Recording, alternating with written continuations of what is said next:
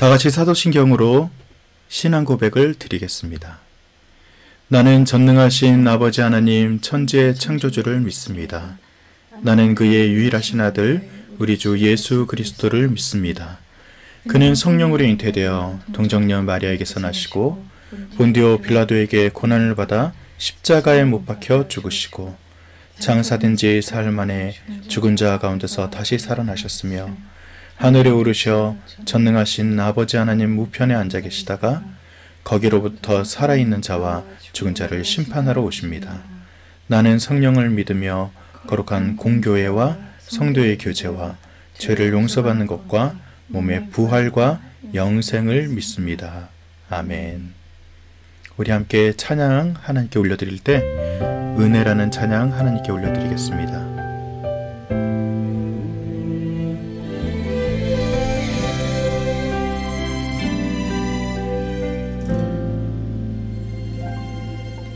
내가 누려왔던 모든 것들이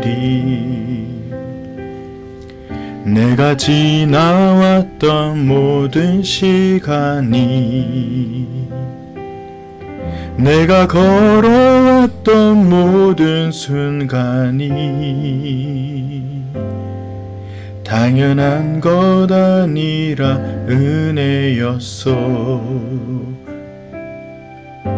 아침 해가 뜨고 저녁에 노을 봄의 꽃향기와 가을의 열매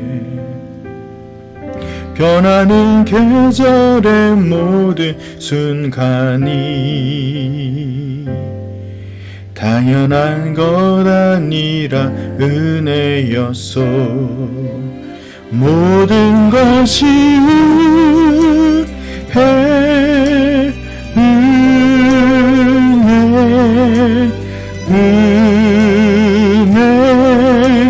한없는 은혜 내 삶에 당연한 것 하나도 없었던 것을 모든 것이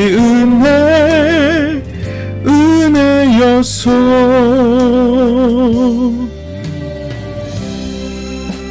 우리가 사순절의 기간을 지나면서 하나님의 은혜가 우리 가운데 있다는 것을 정말 감사하면서 이 시간을 지냈으면 합니다.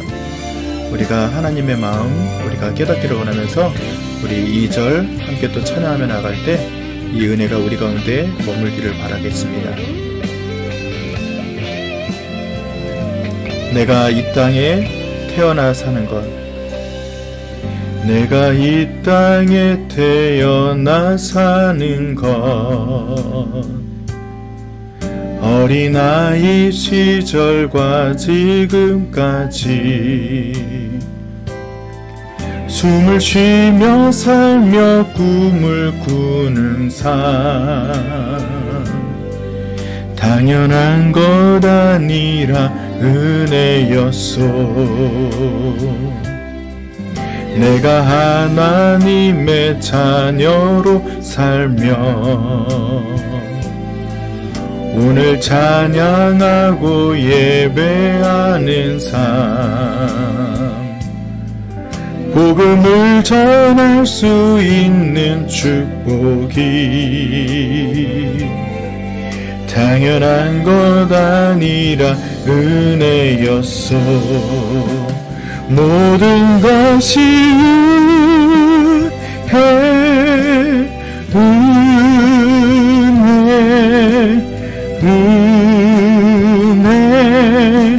한없는 은혜 내 삶에 당연한 것 하나도 없었던 것을 모든 것이 은혜였소. 모든 것이 은혜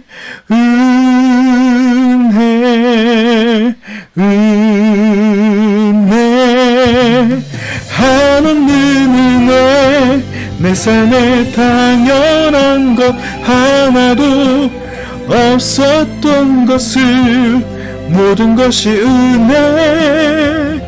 은혜였소. 모든 것이 은혜였소. 모든 것이 은혜였소.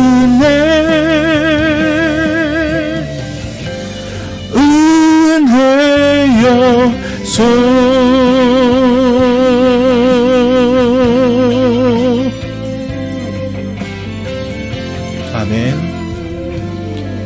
이 모든 감사의 마음을 담아서 우리 임하은 청년이 기도해 주시겠습니다. 사랑의 하나님, 이번 한 주간도 은혜 가운데서 지켜주시고 함께해 주셔서 감사드립니다. 주님, 사순절 기간입니다. 남은 사순절 기간 주님의 그 발걸음을 따라 살도록 하시고 감사하는 마음으로 남은 사순절 기간을 보내게 하옵소서. 월요일마다 구트리시 교회에서 열리는 히이스 스토리 뮤지컬 공연, 많은 이들이 와서 자리를 풍성하게 채울 수 있게 발걸음을 인도하옵소서. 신건아 전도사님 목사 안수를 받습니다. 신건아 전도사님의 가정에 평안을 더하시고 걸어가는 모든 발걸음에 하나님의 인도하심이 있기를 바랍니다. 말씀 전해주시는 신건아 전도사님께 성령으로 임하사 말씀 전해 듣는 이에게도 임하셔서 주님의 뜻을 깨닫는 시간이 되게 도와주시옵소서. 예수님의 이름으로 기도드렸습니다. 아멘. 아멘. 이 시간 우리 찬양하면서 우리 준비하신 뇌물 봉헌하도록 하겠습니다.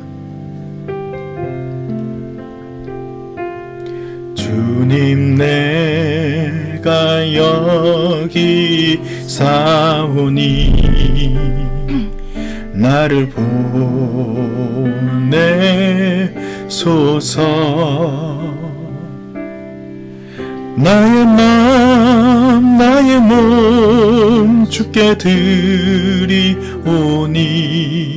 주 받으옵소서.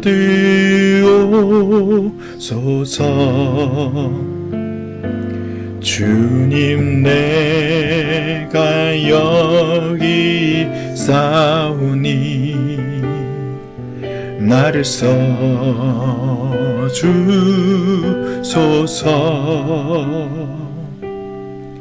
가진 것 모두 다 주께 드리오니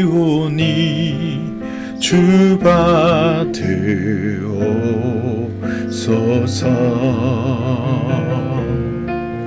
할렐루야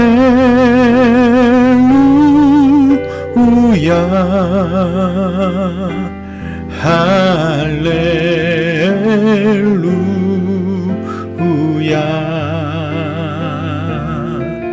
할렐루야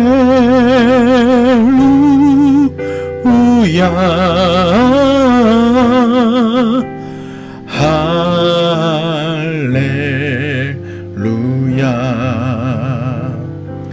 나를 받으옵소서.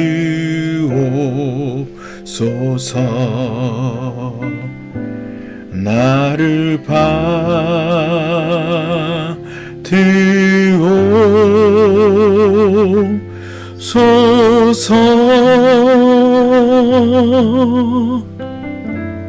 아멘. 우리 드린 예물을 위해서 한 번 더 기도하겠습니다.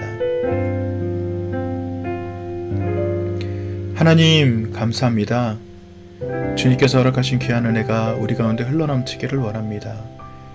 임하은 청년이 기도한 것처럼 주님의 은혜가 사순절 기간에도 귀하게 머물게 하시고, 신건아 전도사님 목사 안수를 위해서 정말 지금까지 달려왔는데 하나님께서 주신 귀한 은혜가 다시 한번 기도하오니 그 가정과 그 삶 가운데 아버지 하나님의 섭리대로 흘러가는 역사 나타나게 하시옵소서.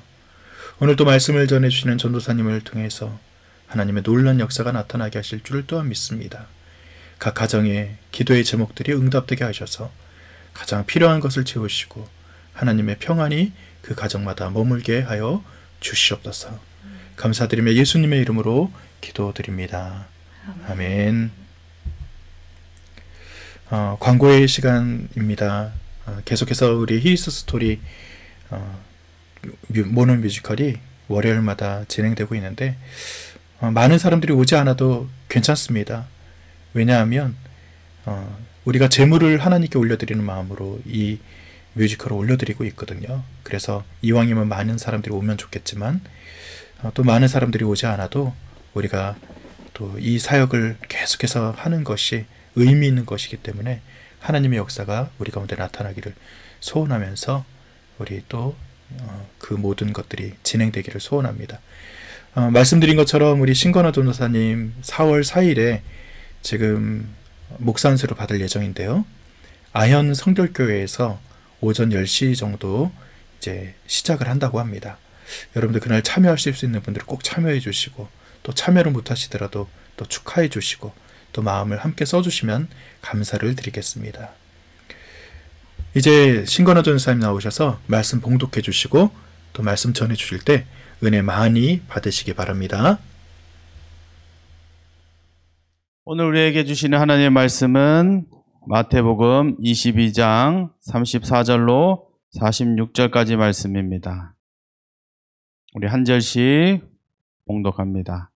바리새파 사람들이 예수가 사두개파 사람들의 말문을 막아버리셨다는 소문을 듣고 한자리에 모였다. 그리고 그들 가운데 율법 교사 하나가 예수를 시험하여 물었다. 선생님, 율법 가운데 어느 계명이 중요합니까? 예수께서 그에게 말씀하셨다. 내 마음을 다하고 내 목숨을 다하고 내 뜻을 다하여 주 너의 하나님을 사랑하여라 하였으니 이것이 가장 중요하고 으뜸가는 계명이다.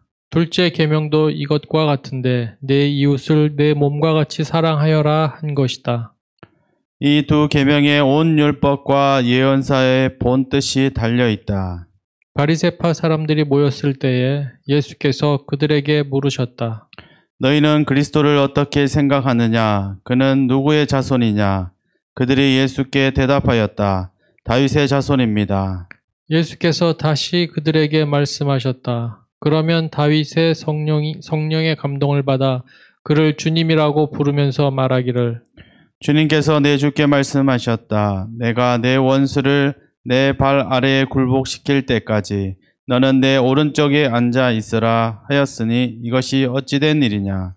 다윗이 그리스도를 주라고 불렀는데 어떻게 그리스도가 그의 자손이 되겠느냐? 함께 읽습니다. 그러자 아무도 예수께 한마디도 대답하지 못했으며 그날부터는 그에게 감히 묻는 사람도 없었다. 아멘. 우리 함께 기도하겠습니다. 하나님 아버지 감사합니다. 우리를 주의 전으로 부르시고 하나님 앞에 예배할 수 있도록 인도하시니 감사합니다. 오늘 이 예배 가운데 성령 하나님께서 자정하여 주시고 우리에게 듣는 길을 열어주시고 하나님 말씀을 잘 깨달아 삶 가운데 실천할 수 있도록 인도하여 주시옵소서. 감사드리며 예수님의 이름으로 기도합니다. 아멘. 할렐루야. 아멘. 예배 나오신 우리 성도님들 축복하고 환영합니다. 오늘 설교의 제목은 카운터 펀치라는 주제로 말씀을 드리고자 합니다. 오늘 말씀은 22장 막바지 본문인데요. 그 전에 그 본문이 21장서부터 22장까지 쭉 같은 맥락으로 이어져 오고 있습니다. 그래서 앞단락의 내용을 좀 정리를 하고 오늘 말씀으로 들어가면 오늘 말씀의 이해를 도울 수 있을 것 같습니다. 그래서 오늘 설교함에 있어서 앞단락의 설명이 조금 길어질 수가 있습니다. 그리고 앞단락의 내용을 충분히 이해하고 오늘 본문을 마무리하는 정도로 설교가 이어짐을 말씀드립니다. 예수님은 갈릴리 사역을 3년간의 공생 기간에 잘 마치시고 예루살렘을 향하여 그 걸음을 옮기셨습니다. 성도 여러분, 예루살렘으로 예수님께서 올라가신 이유가 무엇일까요? 그 이유는 크게 세 가지로 나눌 수 있겠습니다. 먼저 첫 번째는 왕으로 오심을 나타내기 위함입니다. 그 하나의 상징적인 것이 무엇이냐면 나귀 새끼를 타고 예루살렘에 입성하셨다는 것입니다. 그냥 지금까지 갈릴리에서부터 일주일여간의 여정을 통해서 쭉 걸어오셨는데 굳이 예루살렘 입성을 앞두고 나귀 새끼를 타신 이유는 예언서의 설명도 나와 있지만 그보다 더 중요한 의미, 왕은 전쟁에 승리하고 도성으로 들어올 때에 말이나 어떠한 말을 타고 입성을 주로 하였습니다. 즉 말을 타는 사람은 선두에 왕을 의미하기도 합니다. 그래서 예수님께서는 지금 왕으로서 예루살렘에 입성하고 계신다라는 것을 의미하고요. 두 번째는 예수님이 입성하고 난 뒤에 바로 성전으로 가셔서 하신 행동입니다. 그 행동이 무엇이냐면 성전을 깨끗하게 정화하는 사역이었다는 것이죠. 이 의미는 지금 현재 이스라엘은 유대교가 극도로 타락하였고 신앙이 변질되었고 성전에서 매매하는 것을 통해서 거기에 나온 수익은 종교 지도자들과 분배하고 그리고 명절을 지키기 위해 온 순례객들에게 과도한 폭리를 취해서 재물을 넘기는 등 사리사욕과 불법이 판치는 그런 성전이 되었던 것이죠. 그래서 순수한 신앙의 회복을 위해서 예수님이 예루살렘으로 오셨다라는 것이고요. 세 번째로는 섬기러 오신 것입니다. 예수님께서 이 땅에 오신 것 자체가 섬기러 오신 것이고 사역의 막바지, 예수님이 우리 인류의 죄를 위해서 십자가를 지러 오신 것, 이것이 섬김입니다. 하나님의 아들이자 메시아 되신 예수님께서 이 땅에 오신 것, 특별히 예루살렘에 오신 것은 마지막 그 구속 사역을 위해 오셨다라는 것이죠. 그래서 예수 그리스도의 예루살렘 입성의 의미와 목적을 크게 우리가 한번 생각해 보았는데요.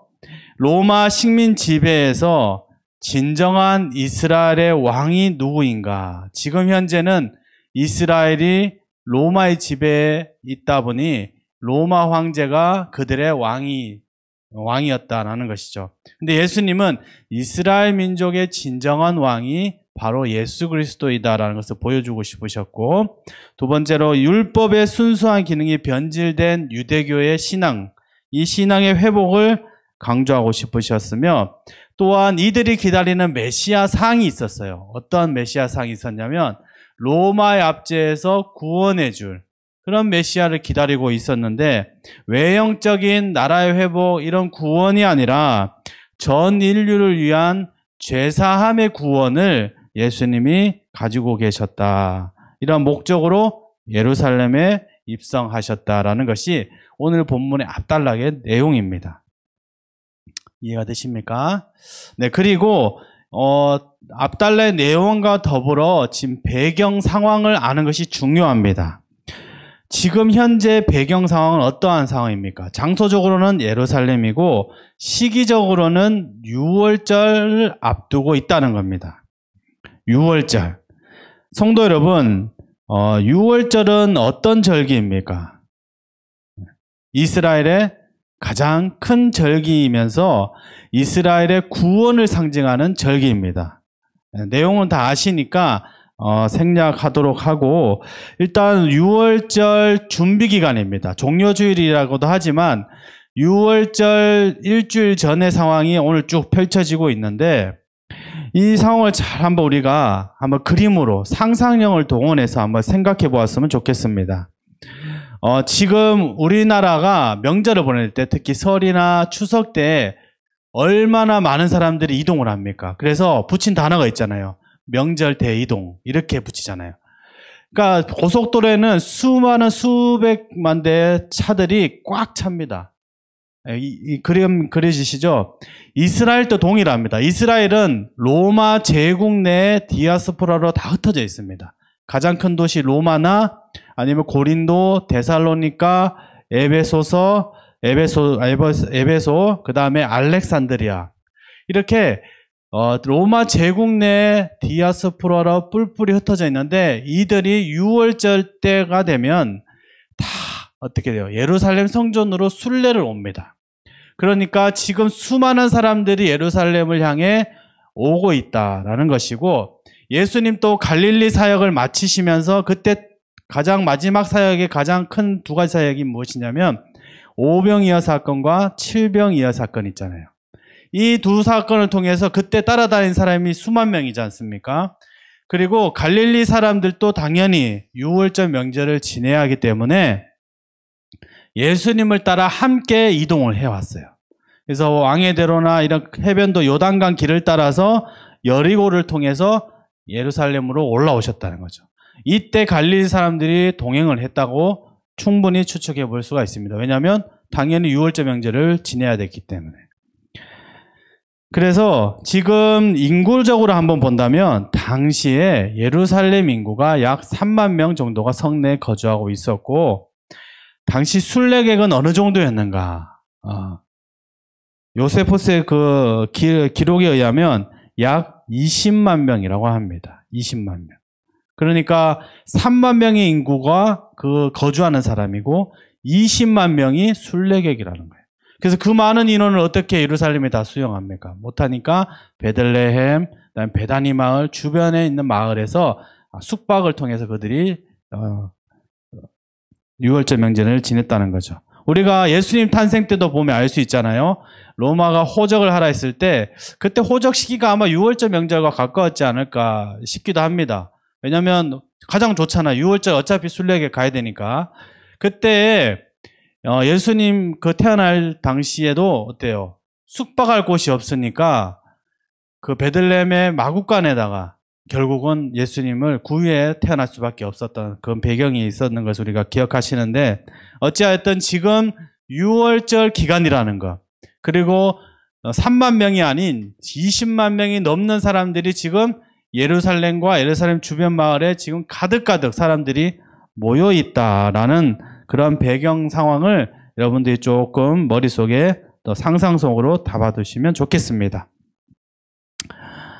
그래서 이러한 인구 밀집도, 1년 중에 가장 인구 밀집도가 높은 상황, 그렇다 보니까 지배 민족의 입장에서는, 로마의 입장에서는 이 기간이 상당히 민감한 기간입니다. 그래서 밀란이 일어나지 않을까, 또는 독립운동이 일어나지 않을까에 대한 염려로 철저하게 군대를 많이 주둔 지역과 예루살렘 성전 주위에 많이 배치하고 서로 긴장하고 있는 그런 상황 가운데 지금 예수님이 어떻게 입장하셨어요? 예루살렘에 들어오실 때 왕의 모습으로 입장하셨단 말이죠. 그리고 그때 순례객 플러스 갈릴리 사람, 이 많은 사람들이 어때요? 종려나무 가지를 흔들면서 호산나 호산나 외쳤잖아요. 호산나는 메시아를 뜻하거든요. 그러니까 이스라엘 왕으로 오신 메시아를 뜻하는 그 호칭을 사용하며 예수님이 퍼포먼스격으로 입성하셨다는 말이에요. 그렇다 보니 지금 로마 입장에서도 그렇고 종교 지도자들은 지금 당시에 로마와 결탁하고 있었기 때문에 상당히 긴장도가 높아졌어요. 그런데 예수님이 하신 일이 무엇입니까? 성전에 가서 성전을 뒤엎어버린 거예요. 엄청난 사건을 하셨죠. 그리고 성전을 뒤엎고 난 뒤에 다음 날에 성전에서 본격적으로 가르침의 사역을 시작하십니다. 이러한 것이 지금 그 당시에 자그마한 사건으로 끝날 일이 아니었어요. 예수님이 퍼포먼스격으로 예루살렘 입성하셨고 성전 청결을 하셨고 그 다음에 가르침의 사건들은 지금 어때요? 우리가 축구 중계를 보면 알듯이 축구 중계를 보면 어때요? 그 구경하러 관람하러 온 사람들이 얼마나 환호성이 있고 그 많은 사람들이 주목해서 지금 경기장 하나를 바라보고 있잖아요. 그 수만 명의 눈이 지금 한 곳을 바라보고 있듯이 지금 성전에는 수만 명의 순례객들이 지금 성전 안에 지금 그 사람들이 지금 어떻게 하면 내가 하나님 앞에 더 경건할까 이렇게 지금 막 순례하고 있다는 거예요. 하나님 앞에. 그렇다면 예수님의 행동이 주목받을까요? 주목받지 못할까요? 주목받을 수밖에 없어요. 예수님만 바라보고 있다는 거예요, 지금.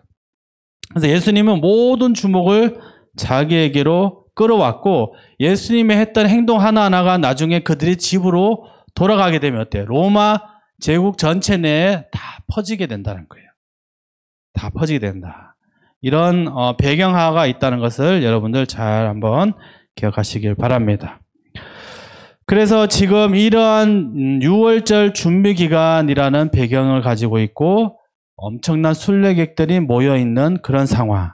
이 가운데 예수님이 성전 청결이라는 아주 민감한 행동을, 예수님은 민감하지 않지만 그 당시 종교 지도자들에게는 굉장히 민감한 사건이었고, 그리고 가르침의 사건을 가르침을 하고 계셨다. 그래서 예수님이 가르치는데 당시에 말씀을 가르칠 권한은 누구에게 있었을까요? 성전에서 가르칠 권한. 근데 대제사장들이나 서기관들 또 율법학자들에게 있었습니다. 그런데 지금 뜬금없이 어때요? 예수님이 성전에서 가르치고 있다. 또 예수님이 성전에서 치유사역을 하신다. 당연히 그들의 입장에서는 못마땅할 수밖에 없었죠. 그래서 그들은 예수님께 이러한 질문을 합니다. 누가 너에게 가르칠 권한을 주었느냐? 라고 질문을 합니다. 질문 또는 어때요? 압박이겠죠. 이렇게 지금 예수님과 서기관들, 종교 지도자들 간에 지금 대결 구도가 이어지고 있다. 이것이 21장서부터 22장까지 계속 되고 있는 본문입니다. 그래서 지금 21장서부터 이러한 대결 구도, 질문과 공격, 방어가 계속 일어나는데 종교 지도자들이 4번의 연속적인 질문으로 예수님을 압박하고 공격을 합니다. 그래서 어떠한 질문 했을까 한번 보시면 먼저 아까 말씀드린 무슨 권위요? 가르치느냐라는 거예요. 무슨 권위? 지금 말씀을 가르칠 권위는 자기들에게 있기 때문에 예수 당신이 왜 무슨 권위로 지금 가르치고 있느냐라고 말하고 있죠. 이에 따라서 예수님은 비유 3가지를 통해서 그럴 권위가 있다라고 말씀하세요. 포도원의 두 아들, 악한 농부들, 그리고 혼인잔치를 베푼 왕의 비유. 이 3가지 비유를 통해서 자신의 권위를 드러나기보다 지금 질문한 너희들, 종교 지도자들, 또 이스라엘들의 신앙의 타락, 그리고 불순종에 대한 지적을 먼저 하세요. 그러니까 즉각적인 대답을 하신 것이 아니라 무슨 권위냐 그러면 나는 그런 권위가 있다라고 대답해야 되잖아요. 그런데 먼저 밑작업을 하세요. 질문을 한 너희가 먼저 타락했다. 하나님 앞에 너희가 타락한 사람들이다. 불순종한 자들이다라고 먼저 말씀을 하세요. 그리고 그들이 물러가죠. 그 다음 2번째는 그래도 안 되니까 2차 펀치를 날리는데 어떤 질문을 하냐. 정말 올무에 걸리기 쉬운 질문을 해요. 정말 난해한 질문. 뭐냐면 세금에 관한 문제를 이야기해요. 세금. 근데 세금 또 어떤 세금이냐? 가이사에게 내는 세금이 옳으냐? 성전에 내는 세금이 옳으냐? 둘 중에 택이래라 라고 말해요. 그러면 가이사의 세금이 내는 게 옳다고 말하면 그러면 하나님 앞에는 세금 안 내도 돼? 이렇게 되고 또 하나님을 선택하면 그러면은 가이사에게 어때요? 불복종하느냐? 이렇게 되는 겁니다. 어느 거나 선택하기 어려운 질문이죠. 그 질문을 예수님께 유도하게 하면서 예수님을 잡아들일 방법을 찾고 있다는 거죠. 여기에 대해 예수님은 이렇게 명쾌하게 답변하십니다. 어떻게 해요? 딱 예수님이 펀치를 딱 가이사의 것은 가이사에게, 하나님의 것은 하나님에게 드리라 라고 말하죠. 깜짝 놀랍니다, 여러분. 바리새인들은 이 질문 한 방이면 예수님을 바로 잡아들일 수 있을 것이다 라고 생각했는데 예수님의 답변에 깜짝 놀랄 수밖에 없었다라는 것이죠. 그리고 3번째 어떤 펀치를 날리냐면 이제는 다른 그룹이 와요. 사두개인들. 사두개인들은 제사장 그룹들이에요. 제사장 그룹. 그리고 이들이 믿는 것은 뭐냐면 오직 모세오경만 믿습니다. 모세오경. 그래서 모세오경만 믿기 때문에 부활을 믿지 않아요. 모세오경에는 부활에 관한 내용이 없기 때문이죠. 그리고 그 당시에 굉장히 민감한 질문, 특별히 모세가 근거로 예시로 든 말씀이 있었거든요. 무엇이냐면 수혼제도 문제입니다. 수혼제도. 당시에는 그 수혼제도가 필요했어요. 왜냐하면 당시 질병으로 죽거나 전쟁으로 죽을 수 있기 때문에 대를 잇고 왜냐하면 기업을 물려받아야 어때요? 물려받은 땅이 계속 자자손손 이어지잖아요. 그러니까 땅이 중요하다는 게 아니라 하나님이 주신 그 기업은 끝까지 어떻게 해요? 사고 팔 수가 없으니까 계속 대를 이어가야 된다는 것이죠. 그래서 이 수혼제도를 통해서 형이 죽으면 형수와 그 둘째가 형수와 결혼하면 나중에 어때요? 부활 때는 누구의 아내가 되겠느냐라는 질문을 하는 거예요. 그러면 이때 당시의 사두개인들은 이 질문을 가지고 바리새인들을 공격하고 바리새인들 너네 봐라 이 질문에 어떻게 대답할 것이냐 했을 때 그들은 대답할 수 없었거든요. 그러니까 반드시 이들도 생각하기에 예수님도 이 문제에 걸려들 것이다 라고 생각했지만 예수님은 어때요? 너희가 부활에 대해서 성경에 대해서 오해하였도다 라고 말씀하시죠. 출애굽기 3장 6절에 보시면 예수님께 모세가 출애굽 그 산에 호렙산에 올라가는데 호렙산에서 누굴 만납니까? 누굴 봅니까? 네. 하나님을 만나는데 그리고 하나님을 부를 때 하나님이 나는 이삭의 하나님, 아브라함의 하나님, 어때요? 야곱의 하나님 이렇게 하잖아요. 그러니까 산자의 하나님이라는 거죠. 그러니까 이 말은 뜻이 뭐냐면 그들은 지금 현재 죽은 상태잖아요.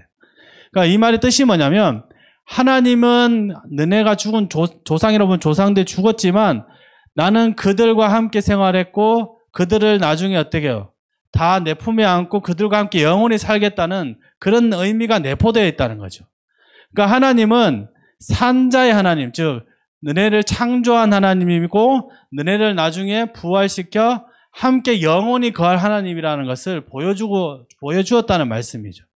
그런 하나님의 생명의 능력이 없었다면 어때요? 이스라엘 민족이 있었을까요? 없었을까요? 이스라엘 민족조차도 없었어요. 왜냐하면 자기들의 조상이라고 부르는 아브라함의 아들 이삭이 어떻게 태어났습니까? 잉태할 수 없는 몸을 가진 사라가 잉태를 했잖아요. 태를 여셨죠. 그러니까 하나님은 생명을 마음대로 창조할 수 있는 능력의 하나님이라는 거예요. 그렇다는 말은 하나님이 죽은 자를 살릴 수 있어요? 없어요? 흙으로 빚어 사람에게 생기를 넣어 인간을 만들었는데 당연히 하나님은 죽은 자도 살리시고 영원히 살게도 하실 전지전능한 하나님이심을 다 이스라엘 민족들은 알고 있어요.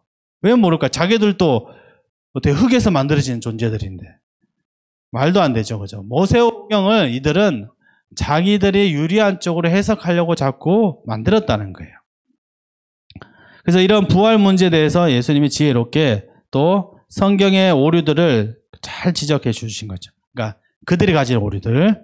자, 그리고 사두개인들 이렇게 3차 공격에 한마디로 물먹었어요. 예수님을 딱 펀치 날리려고 했는데 예수님께 오히려 딱 펀치를 맞은 격이 됐다는 거죠. 이렇게 예수님의 반격에 넉다운 됐다는 소식을 어때요? 아까 세금 문제로 나가떨어진 바리새인들이 다시 회의를 합니다. 자기들끼리 모여가지고 우리 세금 문제로 우리도 넉다운 됐는데 사두개인들 저 콧대 높더니 예수님께 나갔다가 완전히 물먹었다고. 그러니까 우리가 다시 한번 나가서 예수님께 질문해서 예수님을 곤란하게 하면 우리는 사두개인들보다 우월할 거야 생각하고 막 회의 열어가지고 질문 하나를 도출합니다. 어떤 질문입니까? 계명이 어떤 계명이 가장 중요한가 한번 가려보자라는 거예요. 어떤 계명? 예. 그래서 36절에 잘 나타나 있어요. 36절 우리 한번 읽어볼까요? 36절 읽습니다. 시작. 선생님, 율법 가운데 어느 계명이 중요합니까? 아멘.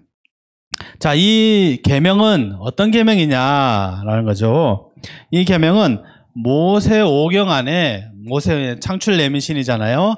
여기에 군데군데 말씀들이 율법들이 쫙 퍼져 있어요. 여러 군데 퍼져 있으니까 이들이 십계명 외에 나와 있던 그런 계명들을 조합하기 시작합니다. 우리도 성경에 한 절 한 절 한 절 있잖아요. 마찬가지로 그 모세오경에 있는 퍼져 있던 그런 것들 다 모아보니까 몇 개가 나옵니까? 613가지의 율법 조문을 계명을 딱 이렇게 책으로 만들어요. 그래서 이스라엘에게는 십계명 플러스 613개의 율법 조문이 있어요. 그래서 이 613가지의 조문, 모세오경 안에 있는 613가지 조문은 이 사람들은, 유대인들은 목숨처럼 지킵니다. 평생을 지켜야 돼요. 자, 이렇게 중요시하는데 이 어느 하나하나 다 중요하다는 거예요. 왜냐하면 하나님이 직접 말씀해 주신 계명이기 때문에 이들은 이것을 어길 수가 없습니다. 그래서 우열을 가릴 수가 없고 이것만 중요하다, 이건 안 중요해, 이거는 아니야 괜찮아, 이게 아니라 다 중요하다는 거예요. 근데 이 중요도를 어떻게 예수님께 판단해 달라는 거예요. 어느 게 제일 중요합니까? 그러면 예수님이 이거는 중요해, 저거는 안 중요해. 그러면 저들이 그걸 걸고 넘어질 거 아니에요. 왜 그건 안 중요합니까? 이거 중요합니다. 라고 반론할 수 있다는 거죠. 근데 예수님은 또 어떻게 해요? 명쾌하게 또 대답하십니다. 우리 한번 읽어볼까요? 37에서 40절까지 조금 긴 것 같지만 빠르게 한번 읽어보겠습니다. 시작. 예수께서 그에게 말씀하셨다. 내 마음을 다하고 내 목숨을 다하고 내 뜻을 다하여 주 너의 하나님을 사랑하여라 하였으니 이것이 가장 중요하고 으뜸 가는 계명이다. 둘째 계명도 이것과 같은데 내 이웃을 내 몸과 같이 사랑하여라 한 것이다. 이 두 계명에 온 율법과 예언서의 본 뜻이 달려 있다. 아멘. 네, 지금 613가지의 계명 중에 예수님이 어때요? 간단 명료하게 두 가지로 딱 축약을 하시죠. 그죠? 자, 그런데 먼저 37절을 보시면 하나님 사랑이라는 계명으로 압축해요. 37절. 그리고 두 번째는 이웃 사랑인데 하나님 사랑에서 가장 중요한 말씀 쉐마의 말씀, 신명기 6장의 말씀이죠. 그 쉐마 말씀 중에 하나님 사랑, 내 마음을 다하고 내 뜻을 다하고 힘을 다하여 하나님을 사랑하라고 하잖아요. 그래서 하나님 사랑이 가장 중요한 첫 번째 계명이고 두 번째는 이웃 사랑에 대해서 말씀합니다. 십계명 그림 한번 띄워주실까요? 네, 십계명을 보시면 십계명 10가지 중에 하나님 사랑을 나타내는 계명이 몇 가지입니까? 1, 2, 3, 4. 네, 4계명까지고 그 다음에 5계명부터 10계명까지는 어떤 계명입니까? 이웃사랑의 계명이에요. 이웃사랑. 이웃사랑. 그러면 10계명은 지금 1에서 4, 그 다음에 5에서 10 분리돼요? 안 분리돼요? 분리되지 않아요. 그죠? 10계명은 하나의 계명이잖아요. 그러면 성도 여러분 이제 저를 띄워주시고 하나님 사랑과 이웃 사랑은 별개입니까? 하나입니까? 하나라는 거예요. 그래서 예수님은 주목하고 있다는 거예요. 어떤 거? 39절 한번 읽어볼까요? 39절 한번 띄워주세요. 39절을 보시면 노란색으로 제가 칠하는 글자가 있어요. 뭐요? 한번 읽어볼까요?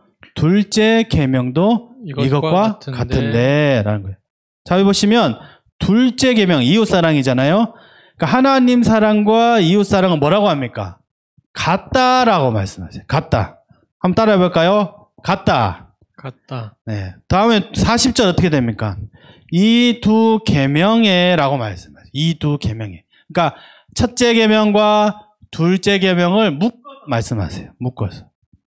그럼 이제 이해가 되시죠?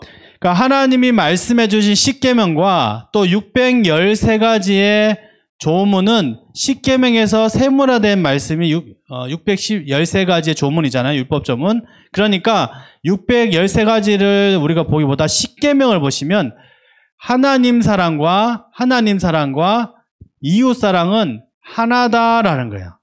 떼어놓을 수 없다는 거죠. 그것을 예수님이 강조하고 있다는 거예요. 이 강조점을 잘 아셔야 돼요. 우리 잘 아는 영화 있어요. 유명한 영화. 2007년도에 나온 밀양이라는 영화입니다.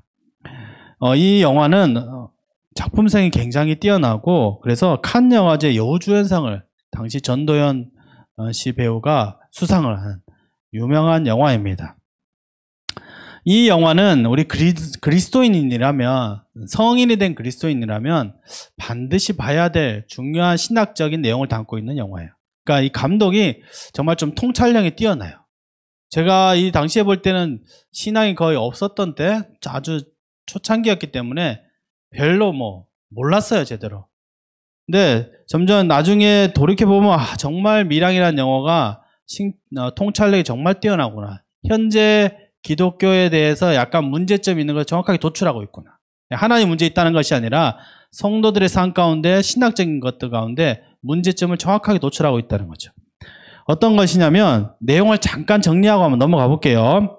극 중에 전도연 배우는 남편과 사별하고 남편 고향 밀양으로 내려갑니다. 거기에 가서 피아노 교습소를 차리고 피아노를 아이들이 가르치려고 합니다. 이럴 때 그 고향에 갔더니 사람들의 반응이 되게 냉소적이에요. 뭐 여러 가지 이유가 있겠지만 남편을 죽게 했다 뭐 이런 것도 있겠죠. 와서 이렇게 어려움을 당한 남편과 사별한 전도연의 아이들 얼마나 불쌍하게 하겠어요. 그러면 보듬어주고 사랑해줘야 되는데 되게 무시하고 냉소적으로 대하는데, 그때 한 사람 카센터 주인 송광호 씨만 잘 따뜻하게 환대해줘요.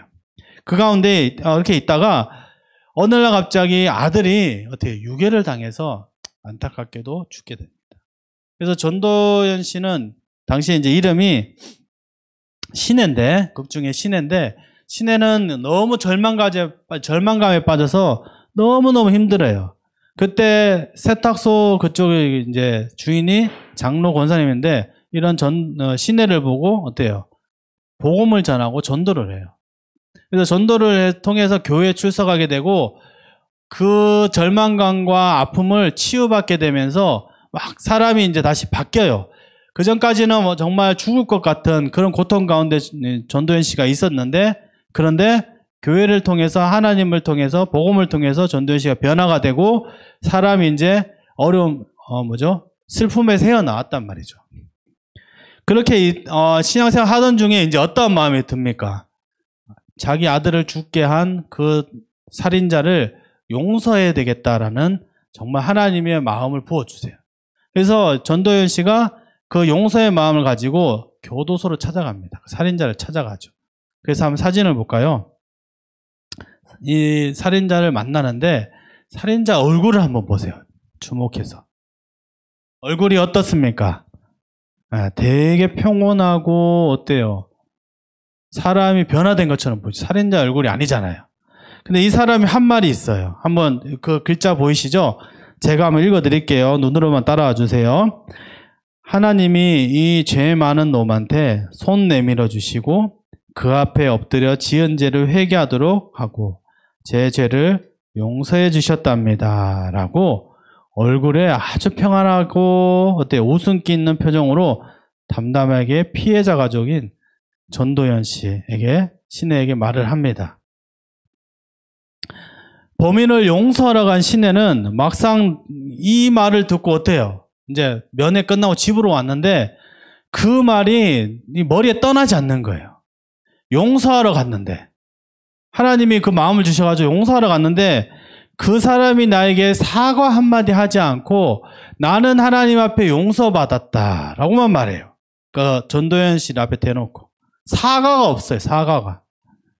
자기는 목사님을 통해서 복음을 들었고 교도소에서 복음을 들었으니 나는 이제 죄 용서받은 구원받은 백성이라는 거예요. 구원받았기 때문에, 죄 용서받았기 때문에 당신에게 사과할 필요가 없다라는 거예요. 전도연 씨는 교회를 통해서 원수를 사랑하라라는 초월적인 하나님의 그 마음을 받고 용서하려던 그 마음이 어떻게 됩니까? 범죄자의 그 말 한마디에 나는 용서하고 싶어도 용서할 수 없다고, 하나님 앞에. 그 인간은 이미 용서받았다는데, 그 사람은, 그 인간은 평안함을 얻었다는데 내 마음은 그 말 한마디 듣고 지옥이라는 거예요. 지옥. 그렇다면 성도 여러분, 여기서 용서하지 못하는 신의 마음이 문제인가요? 아니면 살인죄에 대해 용서받았으니 사과할 마음이 없는 범죄자의 마음이 어때요? 문제인가요? 어디가 문제인가요? 이 감독은 정말 통찰력 있는 메시지를 우리에게 던져요. 죄 지은 사람은 하나님께 용서받으면 사람에게는 용서받지 않아도 되는가라는 신학적인 중요한 질문을 던졌다는 거죠. 성도 여러분 어떻습니까? 하나님께 용서받았으니 사람에게는 용서함을 구하지 않아도 된다. 이게 맞습니까? 아까 십계명의 중요한 내용이 뭐였습니까? 두 가지가. 하나님 사랑, 이웃 사랑. 이것이 떨어진다, 안 떨어진다? 떨어질 수 없다. 하나라는 거예요. 그렇다면 적용해보면 당연히 어때요? 그 교도소의 목사님이 어떻게 전해 옳았을까요? 그 죄수한테. 당연히 복음을 전하는 게 중요했으니까 복음에 대해서 잘 가르쳤겠죠. 회개하게 하고 예수님 영접하게 했죠. 그 다음에는 피해자한테 가서 진정한 사과를 하라고 가르쳤어야 됐죠. 그렇지 않을까요? 그렇게 다 듣고 난 뒤에 범죄자가 그 앞에 대고 그렇게 말했다면 그건 정말 범죄자가 어때요? 자기 용서 안 받았더라도 그 사람은 심판받을 수밖에 없다는 거죠. 맞죠? 하나님 어때요? 이웃사랑도 반드시 어때요? 계명 안에 넣으셨거든요. 하나라고 말씀하셨거든요. 그러니까 하나님은 하나님 사랑과 이웃사랑이 굉장히 중요하고 하나로 동일하게 보고 계신다라는 거예요. 오늘날 또 이스라엘에도 이런 문제가 나타났어요. 예수님 당시에. 어떤 제도가 있었습니까? 고르반이라는 제도가 있었어요. 고르반. 이 고르반이라는 제도는 성전에 그 하나님께 모든 재산을 드렸다라고 약속을 하거나 실제로 드렸으면 생활비가 없잖아요. 그렇다면 부모를 공경 안 해도 된다는 제도예요. 부모님은 안 섬겨도 된대요. 10계명에 5계명에 뭐가 나와 있습니까? 부모를 공경하라라고 나와 있잖아요. 그러니까 하나님께 드렸어요. 전부를. 그럼 하나님 사랑이 어때요? 외적으로는 실현됐잖아요. 그런데 어때요? 무엇을 안 했다? 부모 공경을 안 해도 된다라는 어처구니 없는 율법 조항을 만든 거예요. 이스라엘 사람들이. 하나님 사랑은 실천하고 표현했다고 하지만 부모 사랑, 이웃 사랑은 실현하지 않았다라는 거예요. 그러니까 지금 이스라엘 내의 문제는 종교적인 열심, 율법적인 행위들은 가득한데 이웃 사랑에 대한 행위들은 너무나 없고 고의적으로 하지 않고 말씀을 고의적으로 변개하고 있다는 거예요. 성도 여러분 이해가 되십니까? 그래서 오늘날 또 이러한 문제들이 많이 나타나고 있다는 거예요. 교회 안에 내가 목사고 장로고 권사고 안수집사고 집사인데 자녀들에게 교회 가서는 아주 거룩하고 사랑이 넘치는 것처럼 행동하는데 집에 와서는 자녀들을 엇박지르고 폭언하고 폭력을 하고 또 사회 나가서는 어때요? 사람들에게 어때요? 함부로 대하고 도덕적이지 않고 불법을 자행하고 이런 이중적인 모습을 자녀들이 보고 어때요? 신앙을 잃어가는 경우가 상당히 많습니다. 그러니까 하나님 앞에는 열심인데 이웃에게는 열심이지 않아요. 이웃 사랑은 별개라고 생각해요. 복음이 아니라고 생각해요. 이게 문제라는 겁니다. 하나님 사랑과 이웃 사랑은 어때요? 떨어질 수 없는데 하나님 사랑만 복음이고 이웃 사랑은 복음이 아니다라고 생각하는 것이 문제라는 거예요. 그래서 지금 예수님은 이들의 질문적 어느 계명이 크냐라는 공격에 지혜롭게 딱 말씀하시고 그리고 저들의 문제점을 잘 말씀하셨어요. 그리고 이제 마지막에 예수님이 이제 모든 공격을 받고 반격의 카드를 꺼냅니다. 반격의 펀치를 딱 숨기고 있다가 카운터 펀치를 어때요? 딱 하고 날리는 그 말씀 무엇이냐면 42절 말씀이에요. 42절 말씀 한번 읽어볼게요. 시작. 너희는 그리스도를 어떻게 생각하느냐? 그는 누구의 자손이냐? 그들이 예수께 대답하였다. 다윗의 자손입니다. 아멘. 아멘. 자, 여기 보시면 그리스도를 어떻게 생각하느냐? 누구의 자손이냐라고 질문해요. 이 질문 자체는 나쁘지 않아요. 왜냐하면 여리고에서 떠날 때에 맹인들이 누구를 부릅니까? 다윗의 자손 예수여라고 막 불러요. 그때 예수님이 야! 내가 메시아지! 내가 뭐가 다윗의 자손이야! 하고 하지 않잖아요. 그죠? 그들 따뜻하게 맞아주시고 눈을 뜨게 해주시잖아요. 그리고 예루살렘에 입성할 때 어린아이뿐만 아니라 많은 사람들이 뭐라고 외칩니까? 호산나 다윗의 자손으로 오시니여 라고 찬양하잖아요. 그러니까 다윗의 자손 오신 것을 예수님 부정하지 않아요. 육신적으로는 맞으니까. 성령으로 잉태하셨지만 근데 지금 바리새인들의 그 질문함 속에 이중적인 의미가 있다는 거예요. 어떤 의미냐면 다윗의 자손으로만 인정한다는 거예요. 그러니까 다윗의 자손 플러스 어때요? 하나님의 아들이라는 의미가 같이 들어가 있어야 되는데 너는 선지자 정도로만 내가 여기겠다라는 거예요. 선지자들은 다 사람의 후손으로 왔잖아요. 아브라함의 후손으로. 그러니까 예수님을 아브라함의 후손 정도로 선지자로만 여기지 너를 메시아로 인정하지 않겠다라는 말씀입니다. 그런 불순한 의도를 파악하시고 예수님이 그들에게 딱 반격에 어퍼컷 날리는 말씀을 딱 말씀하세요. 43, 44절 우리 한번 읽어봅니다. 시작. 예수께서 다시 그들에게 말씀하셨다.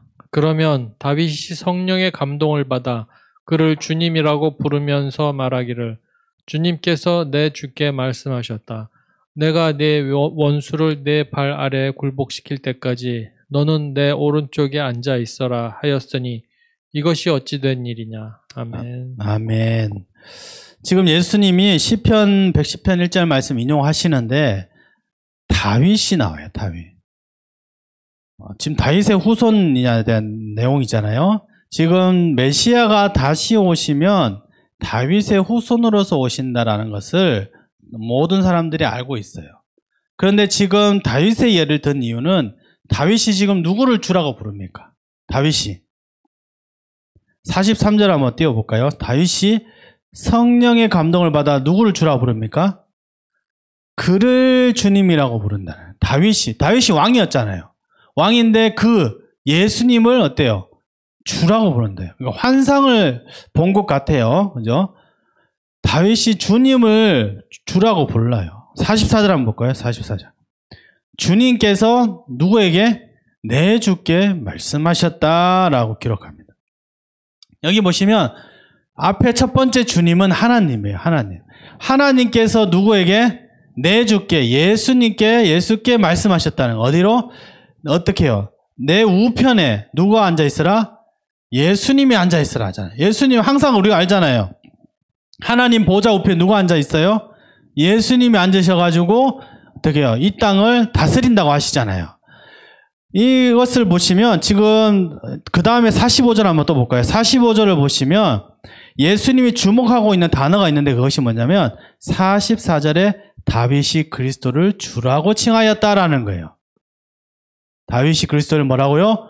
주라고 칭하였으니, 그러니까 어떻게 그리스도가 다윗의 자손이 되겠냐는 말씀이시죠. 이러한 근거를 통해서 지금 종교 지도자들이 예수님을 생각하는 것, 예수님을 판단하는 것, 그리고 그들이 원하는 메시아상에 대해서 정확하게 나타나고 있다는 거예요. 종교 지도자들은 당시에 예수님을 선지자 정도로만 여겼고, 그리고 또 한 가지가 무엇이냐면 오실 메시아가 어때요? 로마의 압제에서 구원해줄 다윗의 후손으로 오시면서 강력한 힘을 가진 메시아를 원하고 있다라는 거예요. 그 사례가 뭐냐면 포로 기환 당시 어때요? 그들이 죄를 통해서 심판을 받고 디아스포로 흩어지고 포로 잡혔을 때 하나님이 강력한 힘으로 어떻게 합니까? 다시 나라를 백성들 귀환시키고 나라를 다시 재건하게 하셨잖아요.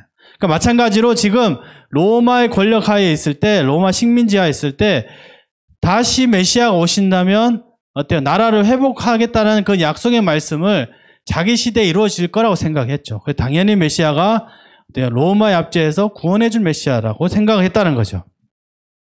근데 지금 메시아는 어떠한 일을 하실 거예요?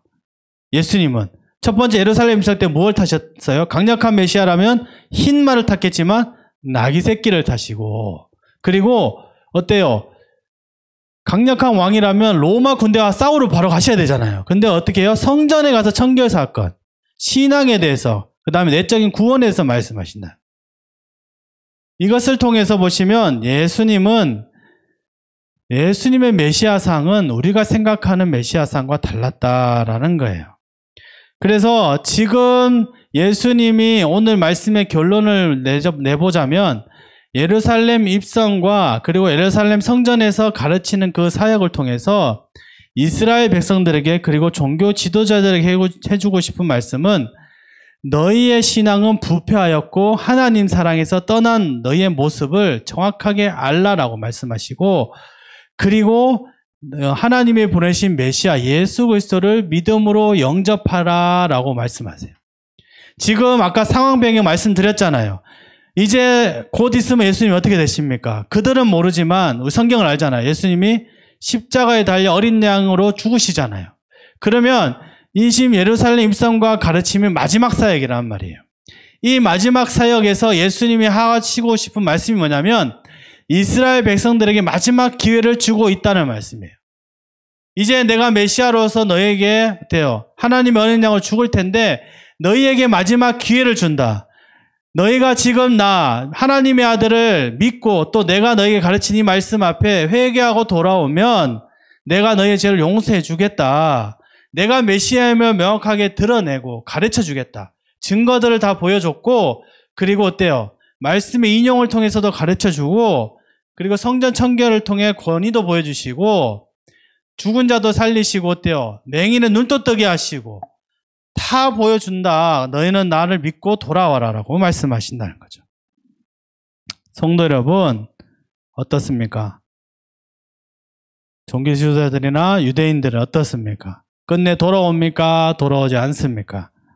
네, 맞습니다. 끝내 돌아오지 않고 예수님을 배척하고 예수님을 죽이는데 앞장서게 됩니다. 말씀을 정리합니다. 성도 여러분, 오늘 말씀에서 두 가지 중요한 메시지가 있어요. 먼저 첫 번째는 하나님을 사랑하는 것과 이웃 사랑은 나뉘어질 수 없다. 둘 다 복음이다. 하나의 하나님의 메시지다라는 거예요. 하나님의 사랑은 이웃 사랑으로 반드시 나타난다라는 것을 꼭 기억하시길 바랍니다. 그리고 두 번째는 예수님은 어제나 오늘이나 영원히 우리의 구세주가 되시고, 그래서 시대가 지난다 한들 절대 변하지 않는 진리임을 가르쳐주고 있다는 거예요. 누가 와서, 특별히 요즘 넷플릭스에 어때요? 신의 모습을 가장한 이단들의 거짓됨을 고발하고 있잖아요. 그러니까 언제 어디서나 미래에도 과거에도 이단들은 계속 활개치고, 그리고 현대 사조들은 끊임없이 예수 그리스도를 부정하고 있습니다. 이들의 이런 현대 사조나 이단들의 그런 공격, 그런 것들 앞에서 우리가 믿음을 지킬 수 있는 유일한 방법이 있다면 예수 그리스도가 하나님의 아들이시고 메시아임을 우리가 의심하지 않고 끝까지 믿고 끝까지 나아가는 길밖에 없다라는 것이죠. 그래서 성도 여러분, 우리가 하나님 사랑, 이웃 사랑, 그리고 예수 그리스도가 우리의 구세주이심을 끝까지 믿고 나아가시길 바랍니다. 아멘. 우리 옆사람과 또는 혼자 예배드리신다면 한번 입술로 고백해 봅니다. 하나님을 사랑합시다. 이웃을 사랑합시다. 예수님이 하나님의 아들심을 믿고 끝까지 고백하겠습니다. 아멘. 우리 오늘 주신 말씀을 붙잡고 1분 정도 우리 한번 기도하겠습니다. 우리 기도합니다. 하나님 아버지, 은혜를 감사합니다. 하나님, 정말 우리에게 귀한 말씀 주셔서 감사합니다. 예수님이 예루살렘 입성 후에 로마 군대와 전쟁을 하러 오신 것이 아니라 가장 먼저 성전에 가셔서 기도하는 집을 회복하길 원하셨고, 성전을 통해 자기 살해 사욕을 취하는 그런 나쁜, 또 백성들에게 멍해를 지어주고 613가지의 조문 명예를 지어주고 그들을 압박하고 종교 행위자로 전락하게 한 종교 지도자들의 악행들을 고발하였습니다. 하나님 아버지, 정말 하나님께서 우리를 구원하시는 그 마음, 또 믿음의 길을 걸어가고자 하는 그 마음들을 오늘 깨달았습니다. 하나님 감사합니다. 좋으신 하나님 아버지, 은혜를 감사합니다. 하나님, 주님은 과거나 현재나 미래에도 우리의 구세주가 되심을 믿습니다. 하나님, 우리가 끝까지 이 믿음 잃지 않도록 도와주시고, 그리고 이 땅에서 우리가 살아갈 때에 이분법적으로 하나님만 사랑하고 이웃을 사랑하지 않는 그런 복음이 아니라 하나님을 사랑하는 복음, 이웃을 사랑하는 복음을 동일하게 여기고 동일하게 실천할 수 있도록 인도하여 주시옵소서. 감사드리며 예수님의 이름으로 기도합니다. 아멘. 우리 담임 목사님 나오셔서 축도로 예배를 마칩니다. 지금은 우리 주 예수 그리스도의 은혜와 하늘아버지 극진하신 사랑하심과 내주 성령님의 도우시고 역사하심이 이 세상을 향해서 말씀으로 사랑으로 카운터펀치를 날리신 그 주님의 본을 따라서 우리도 이 세상을 향해서 하나님의 말씀으로 카운터펀치를 날리기를 소원하는 귀한 모든 이들을 머리머리 위에 하나님, 특별히 신건화 전사님 그 목사 안수로학교에서 달려온 모든 걸음 위에 하나님께서 영원히 함께 하시기를 간절히 축원드리옵나이다. 아멘.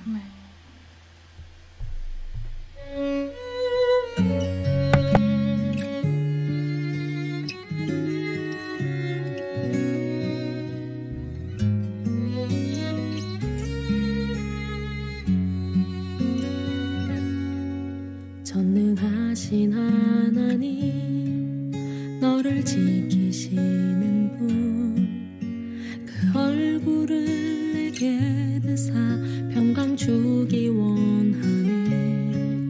전능하신 하나님 너를 인도하는 분 내게 은혜 베푸시기 원하네. 영원한 사랑으로 말씀하시네. 너에게 이렇게 복을 주